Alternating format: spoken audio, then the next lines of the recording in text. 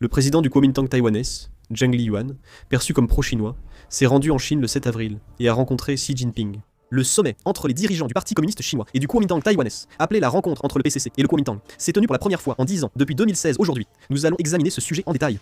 Regardons tout de suite. Zheng Liyuan, président du Kuomintang chinois et également chef du principal parti d'opposition à Taïwan, est actuellement en visite en Chine. Il a commencé son voyage en Chine le 7 avril pour un séjour de 6 jours et 5 nuits. Le 8 avril, le président Zheng Liyuan a rendu hommage au mausolée de Zhongshan, où repose Sun Yat-sen. Le 9 avril, il a visité le port de Yangshan à Shanghai, symbole de la coopération économique entre les deux rives, et a rencontré des entrepreneurs taïwanais. Le président Zheng Liyuan a affirmé aux entrepreneurs que les hommes d'affaires taïwanais, actifs depuis longtemps en Chine, étaient la priorité du Kuomintang. Il a promis qu'en cas de retour au pouvoir en 2028, le parti mettrait fin aux injustices subies et ouvrirait une nouvelle ère.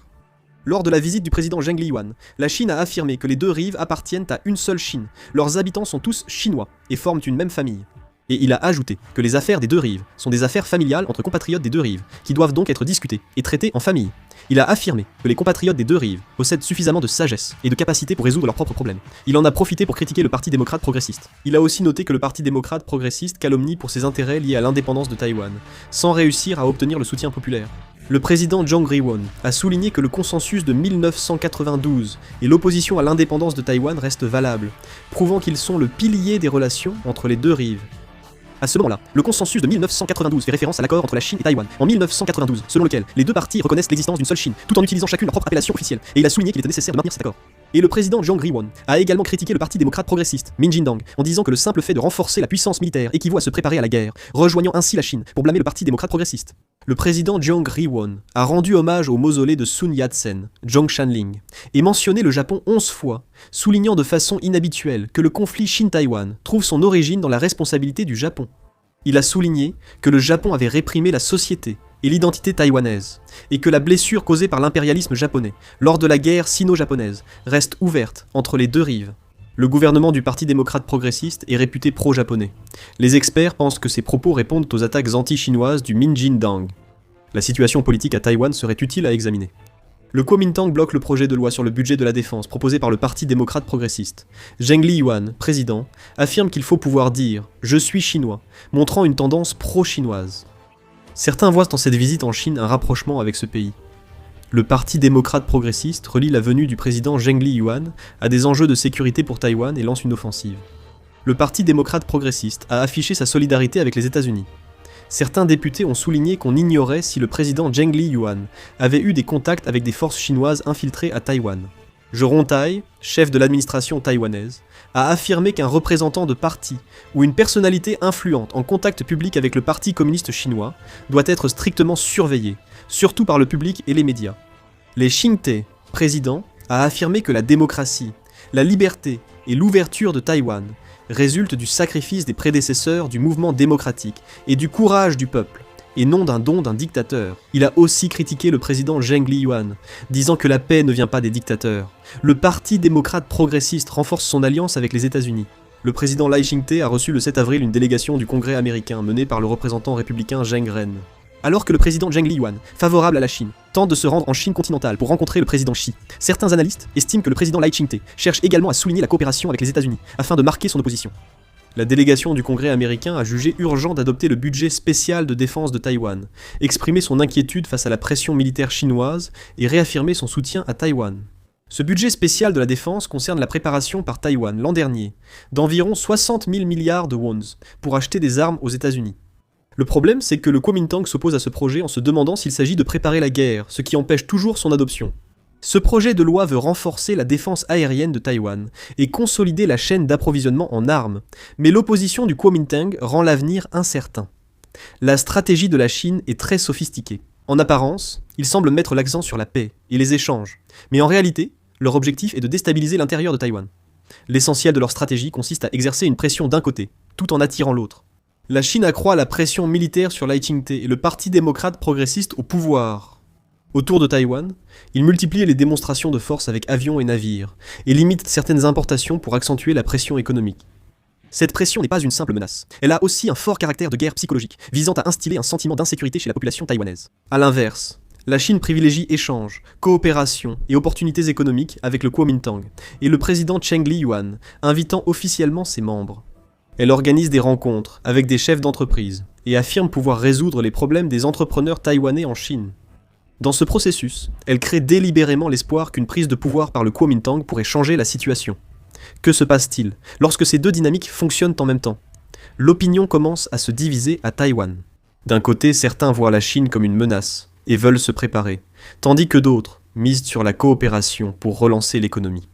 Dans ce cas, même sans intervention extérieure, les conflits internes s'aggravent. Pour la Chine, l'idéal serait d'atteindre ses objectifs sans affrontement militaire. Avant d'utiliser la force, la Chine mobilise des moyens politiques, économiques et psychologiques. En élargissant son influence par l'opposition, elle peut obtenir des changements sans négociation officielle. C'est une méthode qui permet de maximiser l'efficacité tout en réduisant la pression au sein de la communauté internationale. Si cette stratégie se poursuit, pour Taïwan, les conflits internes deviendront un facteur plus important que la pression extérieure. Non seulement le monde politique, mais aussi les entreprises, l'opinion publique et même les perceptions, selon les générations, se divisent, ce qui crée une structure où il devient difficile d'avancer dans une seule direction. Plus cette situation dure, plus la Chine pourra obtenir une base lui permettant de faire évoluer la situation en sa faveur, sans même intervenir. De plus, si l'on regarde l'évaluation actuelle des services de renseignement américains, on peut y déceler une tendance très importante. On pensait que la Chine pourrait envahir Taïwan d'ici 2027, mais des analyses récentes jugent cela moins probable. Cela ne signifie pas que la Chine a renoncé à une action militaire, mais il est plus exact d'y voir un signe que son approche est en train de changer.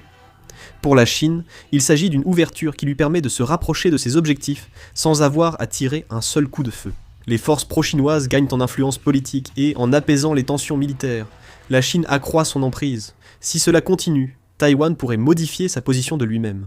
Et il semble que la Chine estime qu'elle pourra finalement parvenir à la réunification des deux rives dans la direction qu'elle souhaite. Il est donc très probable que les conflits politiques internes à Taïwan deviennent encore plus intenses d'instants à l'avenir. La possibilité d'une destitution de Lai Ching-te est déjà évoquée publiquement, ce qui accroît rapidement la tension dans la classe politique.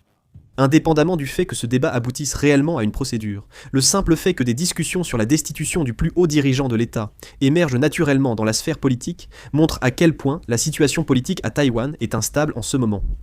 Actuellement, Taïwan n'est pas confronté à un seul conflit, mais à plusieurs conflits, qui s'entrechoquent simultanément. L'axe principal concerne l'affrontement des lignes politiques autour de la politique vis-à-vis de la Chine. D'un côté, il y a ceux qui estiment qu'il faut prendre ses distances avec la Chine et renforcer la sécurité, et de l'autre, ceux qui pensent qu'il faut réduire les tensions et améliorer les relations. Ces deux positions s'opposent frontalement. Cette opposition dépasse le cadre de la politique étrangère et se transforme en un affrontement identitaire entre forces politiques.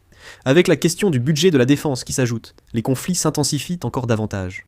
Le processus législatif lui-même est retardé, car les arguments en faveur du renforcement de la puissance militaire s'opposent à ceux qui estiment qu'une augmentation des dépenses militaires ne ferait qu'accroître les tensions. Si les politiques ne peuvent pas être mises en œuvre et restent bloquées, l'inquiétude concernant un vide sécuritaire ne pourra qu'augmenter. Cette situation agit comme un facteur qui stimule davantage les affrontements politiques. Les questions économiques sont également une variable importante. L'économie taïwanaise est profondément liée à celle de la Chine, de sorte que les choix politiques entrent immédiatement en conflit avec les intérêts économiques. Dans le monde des entreprises et de l'industrie, des voix s'élèvent pour demander le maintien de relations stables, tandis qu'à l'inverse, une opinion publique forte se forme en faveur de la priorité à la sécurité nationale. Lorsqu'économie et sécurité s'opposent, il devient difficile de choisir une voie. Avec tous ces facteurs en jeu, le monde politique ne progresse pas dans une direction unique. Les décisions politiques tardent, et les conflits répétés affaiblissent l'efficacité du système. En particulier, le fait qu'aucun consensus ne soit atteint même sur des questions directement liées à la sécurité accroît l'incertitude dans l'ensemble de la société taïwanaise. Si cette situation persiste, il est fort probable que les conflits internes au sein du monde politique s'étendent à l'ensemble de la société. Si l'opposition entre pro-chinois et anti-chinois dépasse le simple cadre des positions politiques pour devenir une question de valeur et d'identité, les possibilités de compromis se réduisent encore davantage. Dans ce cas, les conflits ne seront pas simplement apaisés temporairement, mais s'accumuleront progressivement, créant ainsi un environnement propice à des affrontements encore plus importants. Le problème, c'est que si Taïwan traverse une telle crise, ce ne sera pas seulement son problème. Des difficultés plus graves pourraient déclencher un effet papillon.